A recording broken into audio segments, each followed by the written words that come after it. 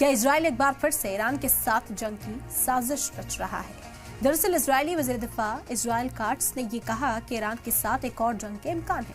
उन्होंने मंगल को chief of staff समेत टॉप आर्मी ऑफिसर्स के साथ एक सिक्योरिटी मीटिंग में ये बात कही। उन्होंने कहा कि ईरान को अपना न्यूक्लियर प्रोग्राम फिर से शुरू करने से रोकने के लिए एक असरदार प्लान तैयार करना होगा। इससे पहले इजरायली चीफ ऑफ स्टाफ याल ज़मीर ने भी ईरान को धमकी देते हुए कहा था कि लड़ाई अभी खत्म नहीं हुई है। वहीं दूसरी तरफ अमेरिका और इजरायल की धमकियों के बावजूद ईरान ने कहा है कि वो किसी हाल में भी झुकेगा नहीं। ईरानी वज़ीर ख़ारजा अब्बास अराग़ची ने एक इंटरव्यू में कहा कि उनका मुल्क अपने यूरेनियम एनरिचमेंट प्रोग्राम को नहीं छोड़ सकता। उन्होंने इसे मुल्क के वक़ार से जुड़ा हुआ मामला बताया। दरअसल इससे पहले अमेरिकी सदर डोनाल्ड ट्रंप ने कहा कि ईरान जो भी नई न्यूक्लियर फैसिलिटीज बनाएगा उन्हें तबाह कर दिया जाएगा।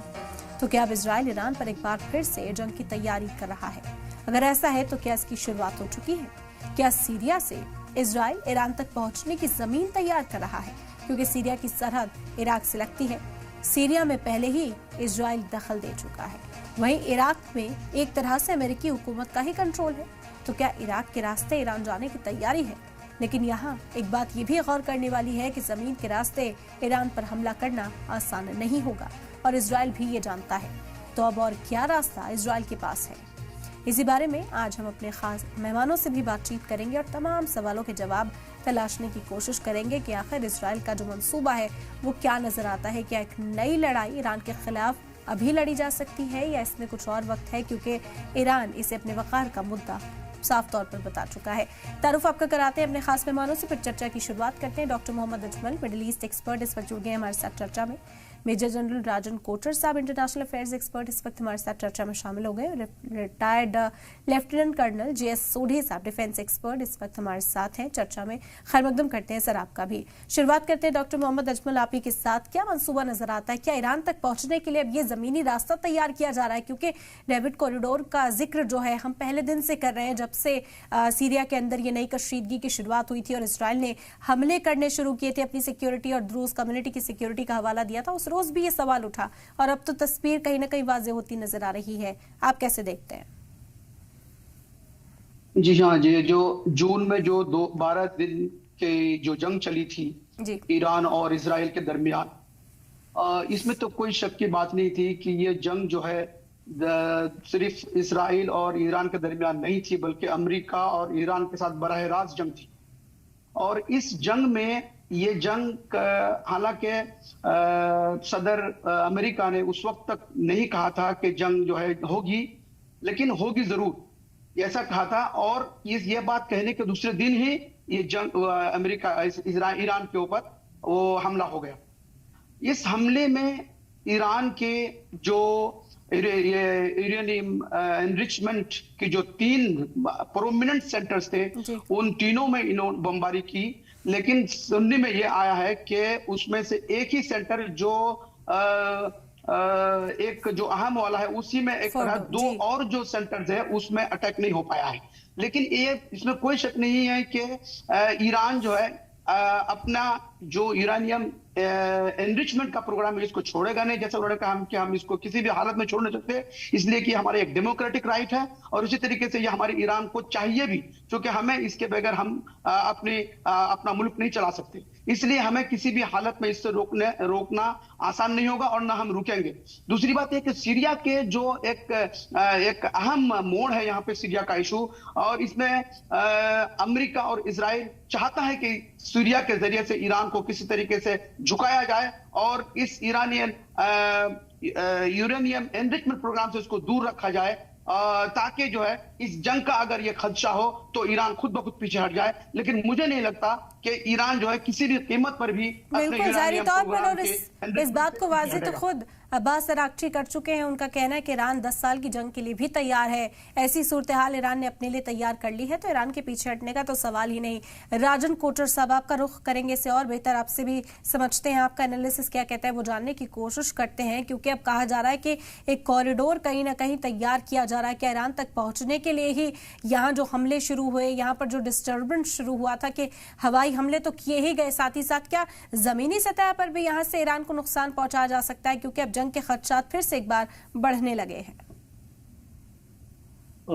धन्यवाद एडम जी, आपने मुझे इस डिस्कशन में इनवाइट किया। और एक बहुत अच्छा पैनल है आज हमारे पास। अब जो आपका एक्चुअली सवाल है, एक लैंड की तरफ या एक ग्राउंड इन्वेजन, वो बहुत मुश्किल है और बहुत एक्चुअली अनलाइकली है, क्योंकि कोई भी लड़ाई में अगर आप अपनी फोर्सेस को मूव करते हैं तो उसको आपको एक लॉजिस्टिक सपोर्ट देना पड़ता है। आपकी जो लॉजिस्टिक चेन होती है वो आपकी स्ट्रांग होनी चाहिए, क्योंकि ये कोई 8-10 दिन का ऑपरेशन नहीं होगा, ये महीनों तक चलेगा, हो सकता है सालों तक चले। और इसीलिए एक मिलिट्री एनालिस्ट के नज़रिए से अगर मैं इसको देखूं तो दो ही पॉसिबिलिटीज है, या तो जॉर्डन से निकलेंगे आप, या तो इराक से निकलेंगे।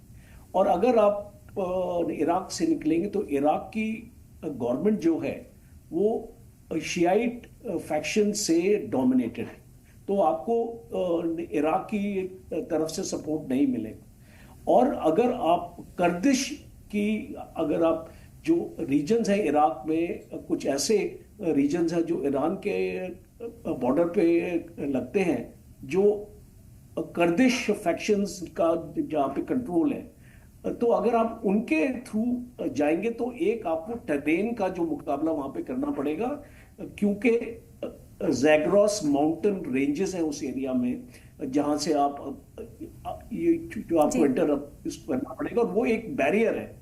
और एक डिफेंसिव पोटेंशियल वो आपकी जो ईरान के IRGC जो ऑलमोस्ट 1.2 लाख की फोर्सेस हैं, वो वहां पे आपको डिप्लॉय होके आपको रोक सकती हैं।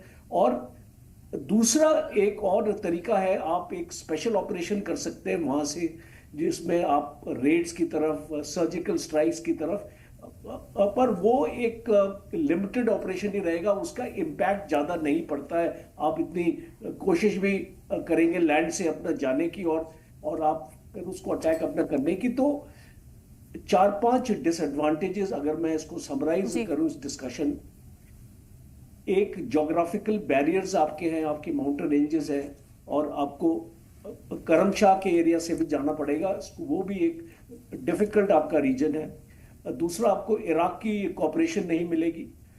US पॉलिसी जो है वो भी शायद इसको परमिट नहीं करेगी, बिकॉज एक ये इंतहाई एक डेलिकेट ऑपरेशन होगा और जिसमें फैक्टर्स ऑफ सक्सेस आपके कम है, और कोई भी ऑपरेशन अगर आप उसको सक्सेसफुल नहीं बना सकते, आप उसको अंडरटेक नहीं करेंगे। और दूसरा है कि जो आपकी ये आपके पास इससे बेहतर ऑल्टरनेटिव्स हैं, या तो आपके पास ऑल्टरनेटिव्स ना हो बेहतर, और इसीलिए अगर आपके पास बेटर ऑल्टरनेटिव्स हैं तो आप एक ग्राउंड इन्वेजन में नहीं पड़ेंगे, बिकॉज एक ग्राउंड इन्वेजन में आप देखिए आपको कैजुअलिटीज भी बहुत मिलेंगी, आपका फोर्सेस भी आपकी एक्सपोज होंगी। जब आप एक्चुअली मूव करेंगे सैटेलाइट से, आपकी पूरी मूवमेंट ईरान एक्चुअली पिकअप कर लेगा। वो तो अब जमाना नहीं है इराक वॉर का कि आपकी मूवमेंट दुश्मन को पता नहीं चले और आप एक सरप्राइज और डिसेप्शन की लड़ाई में आप जा सकते हैं, क्योंकि चाइना भी उनको मदद कर सकता है। बेद्यू